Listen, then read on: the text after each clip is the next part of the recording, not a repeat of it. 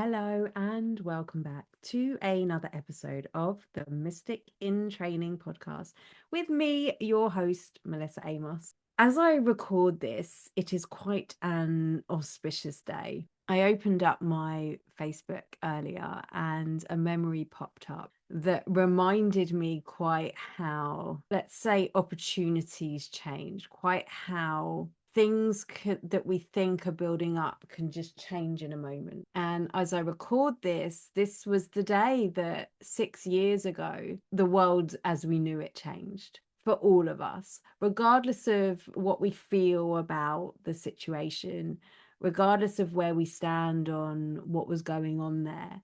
There was something that was true for all of us. Normal wasn't normal anymore. It was as if in a moment the noise dropped. Everything that was going on outside, the routine, the things that we were used to, the things that we knew to be true, the distractions, the outside world, it all just seemed to stop for a moment. And for some of us, we found this void and we filled that gap with a different kind of noise. And we carried on looking outside of ourselves, looking at what's to be done and moving into that narrative that was all around us at that time of how scared we should be and how everything's falling apart and we all need to stop. For others, something else became louder. Our inner world, our thoughts, our fears, our desires, our questions, our big whys of what on earth are we doing here and what is what is the point of all of this? Because suddenly we had this thing that we just didn't have before, space and time. For some of us, for most of us probably, this was super uncomfortable. This was not what we are used to. And as we know from a psychological lens and just from being a human, that we are often trying to recreate what happened before. This is how we create safety in our world. And at the same time, we had all of this information coming in that was telling us that we're not safe. Now, for me, I was in quite an interesting position at the time. So my business was building. I'd been doing a lot of work locally. And for the first time, picture the scene, I had bought myself this huge calendar, this huge wall calendar, and I had mapped out for the rest of the year my moon circles, my psychic development groups, my angel workshops, my Akashic Records trainings, my Reiki trainings, my day retreats, and my readings diary was starting to fill up, all within the constructs of my life at the time where I was the primary caregiver for my 3 young children. My husband was working from 8 till 7 most days, and I was utilizing my spare time, I say in inverted commas, to build this business. And I remember then, as it was back in January, I remember then after I'd planned out my diary and I'd created all this stuff, I was like, oh my gosh, finally, I've made it. Like, people are coming to my stuff. I'm doing what I love. Like, I've created, this incredible thing. And then when the world shut down and the kids weren't at school anymore, and I had all of these people who had booked onto my workshops and were relying on me, and I was like, well, now what? Like, I'd literally mapped out where I was going to be over the next 8 months, 9 months. What do I do? And something, I think like everybody, I did freak out a little bit. And somehow between the space, I mean, let's face it, what else was I going to do in between the very failed attempts at homeschooling? But I went and I sat and I asked for guidance. I used my tools. I pulled out my tarot decks and I sat in meditation and I called in my guidance team and I was like, okay, now what? And I remember then having this very clear, grounded, solid instruction, you could call it. And it just said, people need you, take your work online. And I had no idea what that meant. Well, I knew what it meant, but I didn't know how I got my work out into the online world. But the guidance was very clear. And even though I didn't really know what I was doing or how I was going to do it, even though I was still in this cycle and this whirlwind of what on earth is going on earth, I still had all of the homeschooling and the family pressures and extended family, speaking to me about what's going on in the world and all of this stuff. I think that was the clearest insight and the clearest guidance that I received. And so I did.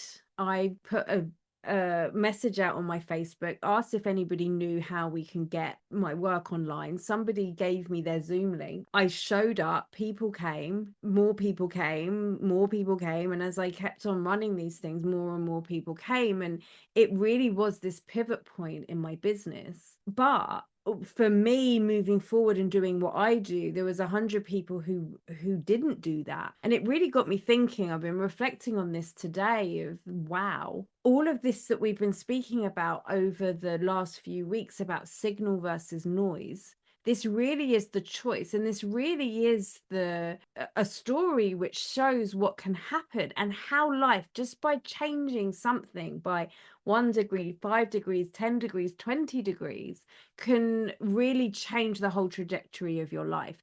And it comes into, what was I listening to? Because I could have listened to everything that was going on outside of me, this very dominant voice that was like, you stay at home, you be scared, something's going to come and get you. The whole thing with the kids and having to homeschool them failed, by the way. We quite quickly gave up on that. Also, my grandma passed away in that first month of COVID, and there was all of this stuff going on, and it came into this understanding of, what am I doing with this time? Am I going to continue to distract myself, or am I going to utilize this space? Am I going to lean in to growth, to change, to intuition, to trust, to the only thing really that was solid and steady at that time? Because the world was going wild, and it was me that had to bring my own steadiness. And so it was me that had to keep on diving into me so that I could find that, and I could create the actions, the thoughts, the steps, so I could provide the support for what was becoming my growing audience, for what they needed at the time. And some of us doubled down on the noise, and there's no blame here. It was very easy to do that. But isn't it interesting when we look at that time and how many people were made, if you like, and how many kind of gave up? I think it tells a very interesting story. And it really demonstrates that we do have that guidance within us, because I didn't know. If I'd have just consulted my brain would probably have gone into panic mode and been like, right, well, put all of your focus and your attention onto the kids and just wait. Because what did they tell us? That we'd be 2 weeks, and then we'll all be back to normal. And that didn't happen. It was 3 years really before things really came back into any form of normality. And this voice, what I've been referring to as this signal, wasn't wrong. Was it uncomfortable? Yeah. Did I have to start going live on my Facebook and being, I don't know what I'm doing? Yes. Did I start getting clients come in that I didn't know who they were, and so I didn't feel that sense of safety because they'd been referred to me from somewhere? Yes. Was it uncomfortable? Absolutely. But had that not have happened, and had I not have listened and trusted that, okay, I'm not going to be guided wrong, then what would I have done? I see a lot of people, and a lot of the people that I hang out with now had a similar experience. That this time, I don't think there's any coincidence that those few years really brought on this mass awakening and people becoming more in touch with themselves and in this higher wisdom and this greater part of themselves. I think we were squeezed, we were compressed, and we either collapse under that pressure or we turn into the diamonds that we are. And whilst it wasn't easy, and whilst many people suffered, for me and for so many people I see, it became the greatest evolution for them. It became the turning point. It became the moment that I am this sovereign being. I am the master of my destiny. And so what am I going to be doing with that?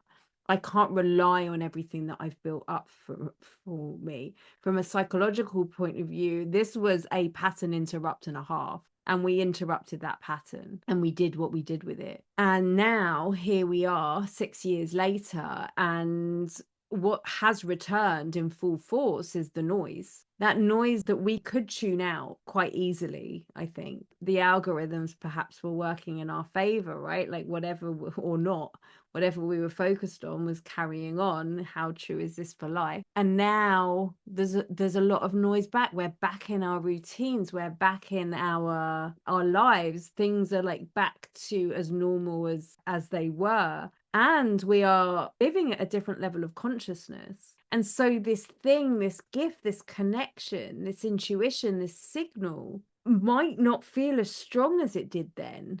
But now it becomes even more of a choice. What am I listening to? What am I tuning into? Because we can look back and see firsthand what happens when we tune into fear, when we choose, and I say that word as a pattern interrupt for you. Did we choose to see our world through fear?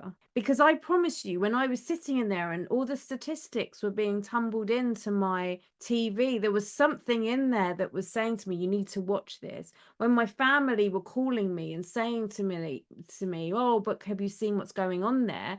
When I had the phone call to tell me that my grandma had contracted COVID, like all of this stuff was there, and it was very easy to move into fear. That lens of fear was there, and the choice was, do I start to live my life through this, or do I come in and I use the only part of me that is stable, and that is my inner world and my inner voice? And I moved in and I found that signal, and I asked the bigger questions.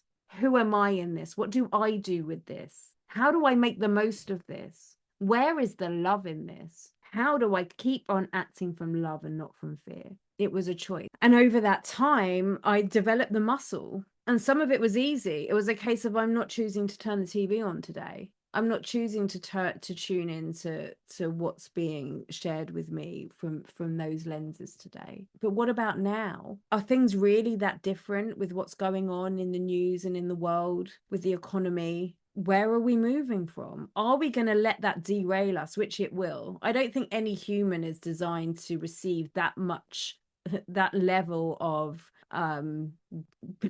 bad news, that level of adrenaline, that level of cortisol all the time. You're always in fear, you're always in danger, without the balance of, well, who am I in this? Where is the love in this? What is the truth in all of this? Which part am I choosing to ignore? My true inner self, or what's happening outside of me? Until I can develop, if this is true for you, the resources to be able to handle both. It is a choice, and we make that choice every day with our actions and what it is, the conversations that we have, and what it is that we choose to tune into. And what I choose to tune into is my inner world, my inner self. I listen to podcasts like this. I listen to resources that are going to support me, that are going to help me ask good questions, that are going to expand my mind, that are going to bring more love and joy and soul out into the world, and keeping on tuning in and keeping on choosing that.